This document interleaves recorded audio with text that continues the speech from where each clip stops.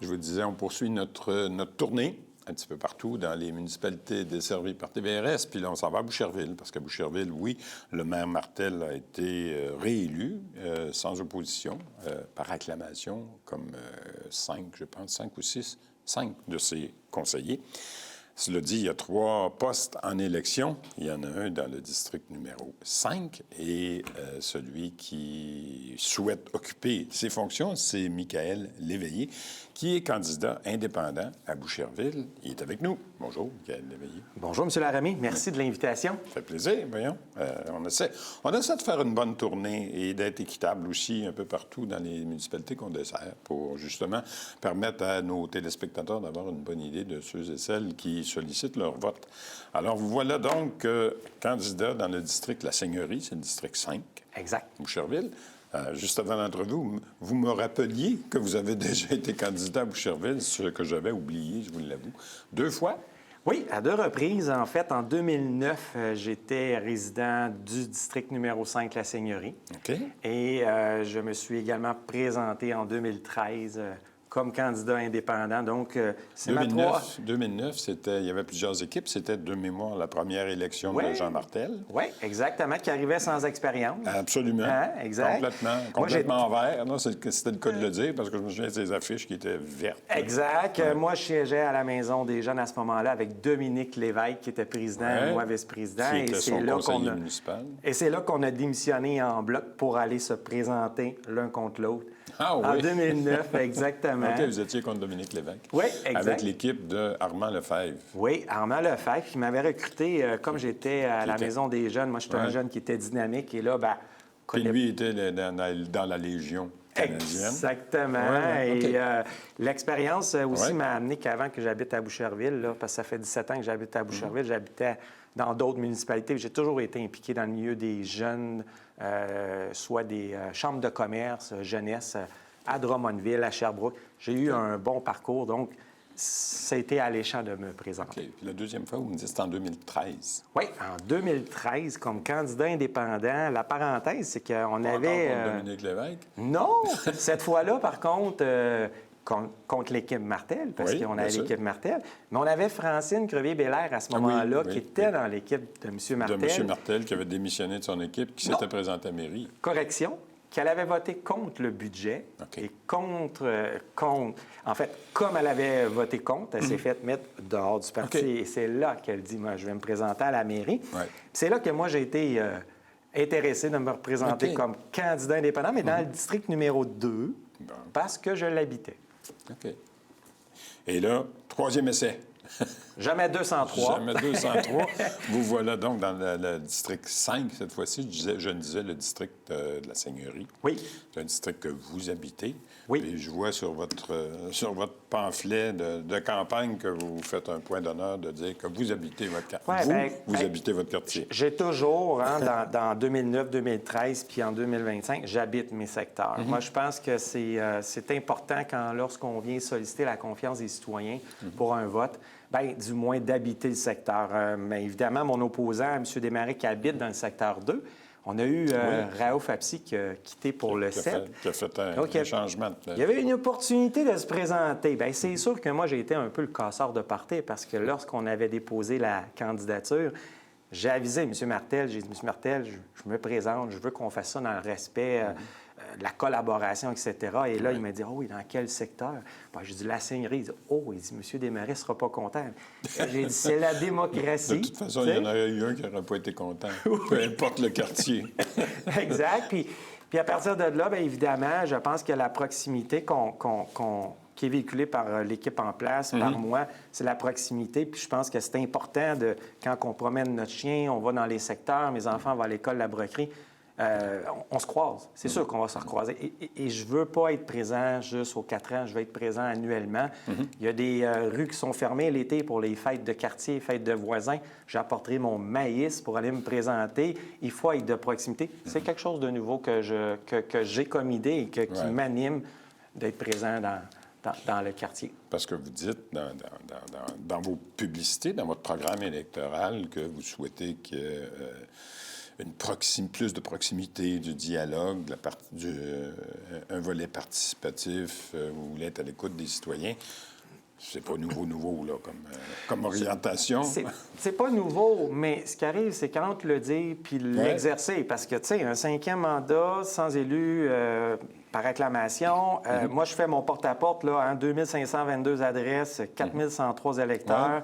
Je fais 25 heures de porte-à-porte par semaine. Je vous le dis, je travaille en télétravail. Une chance. Une chance.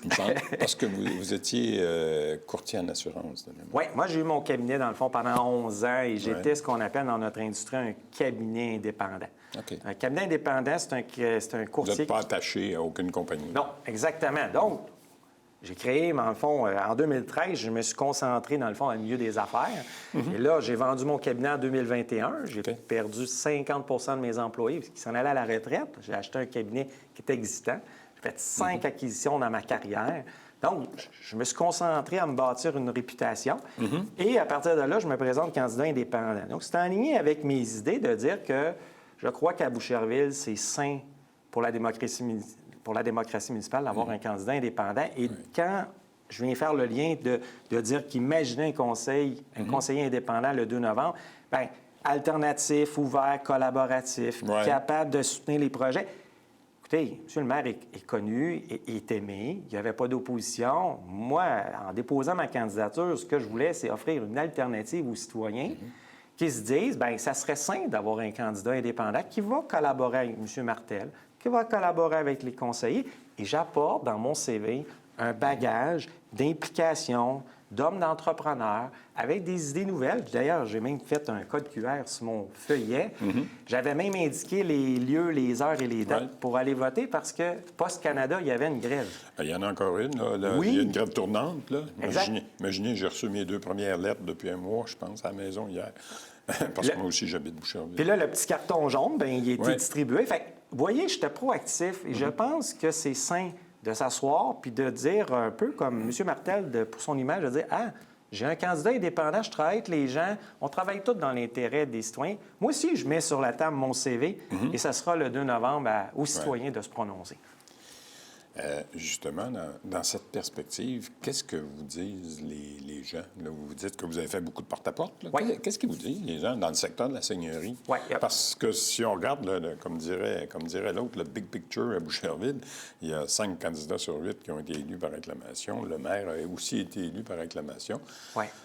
En quelque part, il faut aussi conclure qu'il y a une espèce de satisfaction de la population. Tout à fait, tout à fait. Je pense pas que j'ai une maison de sondage, mais c'est sûr que dans le porte-à-porte, ce que les gens disent, c'est... Qu'est-ce qu'ils vous disent?